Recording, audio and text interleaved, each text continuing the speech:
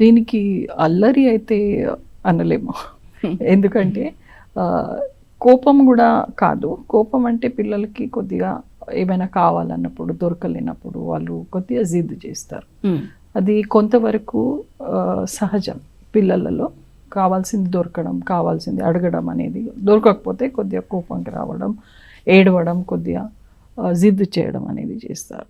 కానీ ఇది next level ఒకవేళ దాటిపోతే మనం చూస్తాం పిల్లలకి స్కూల్కి వదిలినప్పుడు తల్లిదండ్రులు పట్టుకొని తీసుకెళ్ళిపోతూనే ఉంటారు.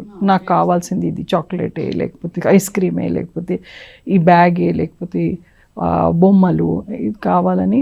దొరకకపోతే అక్కడే వాళ్ళు కింద పడి ఏడవడం, రోల్ అవ్వడం. తల్లిదండ్రులు దానికి తట్టుకోలేక ఒకవేళ కావాల్సింది ఇచ్చేశారనుకోండి, ఆ పిల్లలకి అలవాటు పడిపోతుంది.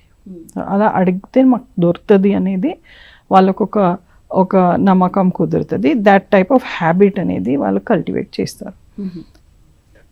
కోపానికి, అగ్రెషన్కి, తర్వాత దీనికి అల్లరి అనలేము, బట్ టెంపర్ ట్యాంట్రమ్స్ అంటాం. ఈ టెంపర్ ట్యాంట్రమ్స్కి ఎంతవరకు తల్లిదండ్రులు భరించాలి అనేది వాళ్ళకు అర్థం కావాలి, లేకపోతే ఆ అలవాటు పడిపోతుంది.